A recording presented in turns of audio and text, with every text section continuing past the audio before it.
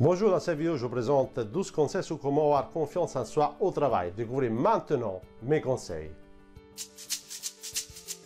Le premier conseil consiste à être bienveillant avec vous-même. Et bienveillant signifie tout simplement apprendre à vous aimer, apprendre à vous apprécier et surtout arrêter de vous critiquer constamment dans votre travail. En commençant à changer cette habitude, vous serez justement en mesure d'avoir plus de confiance au travail.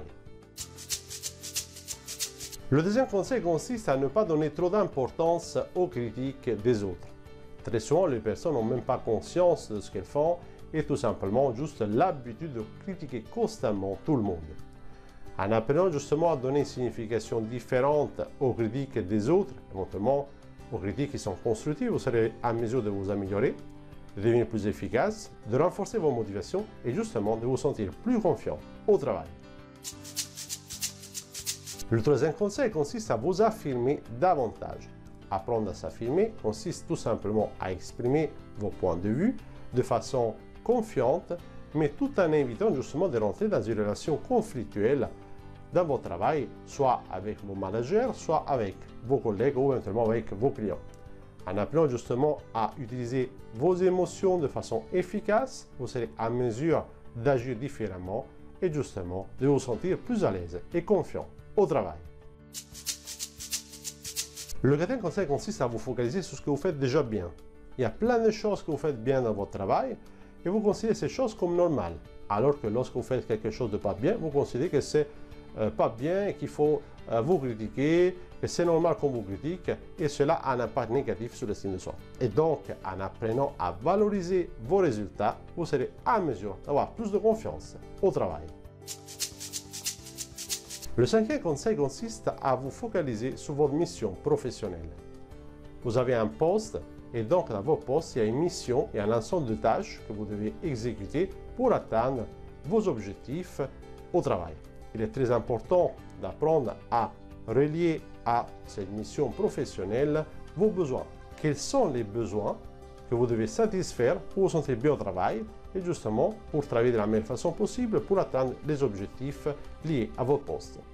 Et donc, en étant en mesure de partir de vos missions professionnelles et d'associer cette mission justement vos besoins, vous serez en mesure d'avoir plus de confiance au travail. Le sixième conseil consiste à identifier vos blocages, ce qui vous bloque au travail d'un point de vue plus psychologique. Par exemple, parmi les blocages, on trouve les croyances. Si vous croyez quelque chose, vous allez agir d'une certaine façon et par exemple, si vous avez une croyance négative par rapport à vous-même au travail, vous ne serez pas en mesure de performer au mieux de vos capacités. Un autre type de blocage au travail, ça peut être par exemple le dialogue interne. Si vous avez un dialogue interne négatif, donc une façon de communiquer négative avec vous-même, vous ne serez pas en mesure de vous sentir à l'aise et d'être confiant au travail. Donc, en identifiant ce qui vous bloque au travail d'un point de vue plus psychologique et donc au niveau mental, vous serez en mesure de devenir plus confiant au travail. Le septième conseil pour avoir plus de confiance au travail consiste à apprendre à vous récompenser plus souvent pour vos efforts au travail. Parfois, lorsqu'on souhaite atteindre un objectif, les récompenses arrivent souvent très tard. Parfois, il faut des mois ou il faut des années pour avoir une promotion au travail. En revanche, si vous apprenez à vous récompenser de façon régulière à chaque étape de votre travail, vous serez justement en mesure de renforcer vos motivations, de devenir plus productif et donc de vous sentir beaucoup plus confiant dans votre travail. Le huitième conseil consiste à vous fixer des objectifs professionnels bien précis.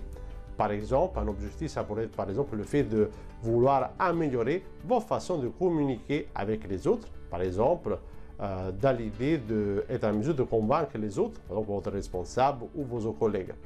Ou éventuellement, vous souhaitez améliorer la gestion de votre temps pour être plus productif, être moins stressé et être plus efficace dans votre travail. Lorsque vous définissez un objectif de façon précise, vous maximisez les probabilités de l'atteindre.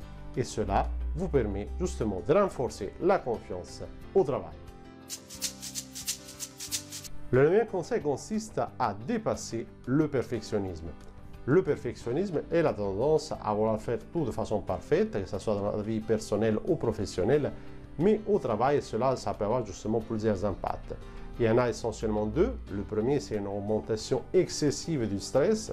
Donc c'est normal d'avoir un peu de stress mais avoir trop de stress, ça peut être très négatif pour votre santé, mais également pour votre productivité au travail. La deuxième conséquence du perfectionnisme, c'est justement la procrastination, parce que vous souhaitez faire tout de façon parfaite, et tellement vous souhaitez être parfait, vous décidez de ne pas poser d'action du tout, et par conséquent, vous n'arrivez pas à atteindre les objectifs professionnels qui sont imposés par votre entreprise. Par conséquent, le perfectionnisme devient très négatif. Donc si vous souhaitez améliorer votre confiance au travail, vous devez justement réduire votre perfectionnisme. Le deuxième conseil consiste à arrêter de vous comparer aux autres. Si vous vous comparez aux autres de façon positive, par exemple, en trouvant une personne qui a plus d'expérience et vous considérez justement cette personne comme un exemple à suivre, comme une personne à laquelle vous allez vous aspirer juste pour vous améliorer, pour vous sentir plus à l'aise dans votre travail, cela peut être positif. En revanche, lorsque vous vous comparez aux autres, à des gens qui ont beaucoup plus d'expérience que vous, et cela, ça vous fait juste penser à ce que vous n'avez pas assez par rapport aux autres, cela devient très négatif. Et donc, ce que vous pouvez faire éventuellement, c'est apprendre à vous comparer à vous-même. Comparez-vous à vous-même, comment vous étiez par exemple il y a un an, et regardez les progrès que vous avez réalisés. Et faire cela, justement, vous permettra d'améliorer la confiance au travail. Le 11e conseil consiste à dépasser le syndrome de l'imposteur. Le syndrome de l'imposteur, c'est justement la tendance qu'ont certaines personnes qui n'ont pas assez d'estime d'elles-mêmes de penser que leur succès, que leurs résultats ne dépendent pas de leurs compétences, mais juste de la chance. Et donc, ces personnes vivent justement dans la peur d'être démasquées et donc vivent dans la peur que tout le monde comprenne justement qu'elles ne sont pas assez compétentes pour le poste qu'elles occupent.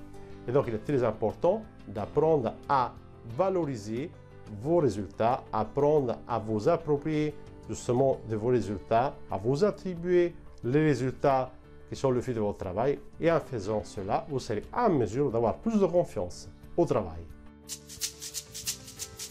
Le deuxième conseil consiste à éliminer vos habitudes négatives. Donc, les habitudes sont justement des facteurs qui vont impacter vos résultats dans votre vie professionnelle ou personnelle. Et par exemple, certaines personnes ont l'habitude d'aller se coucher trop tard, ils souffrent de procrastination du sommeil et par conséquent, ils sont constamment fatigués le matin et sont stressés, énervés et n'arrivent pas justement à se sentir à l'aise dans leur travail. D'autres personnes ont par exemple la tendance à ne pas se sentir satisfaites de ce qu'elles accomplissent dans leur travail et donc par conséquent, se sont très démotivés et stressés également. Justement, en identifiant vos habitudes négatives et donc en modifiant ces habitudes, en les transformant dans des habitudes qui sont positives, vous serez en mesure de vous sentir plus confiant au travail.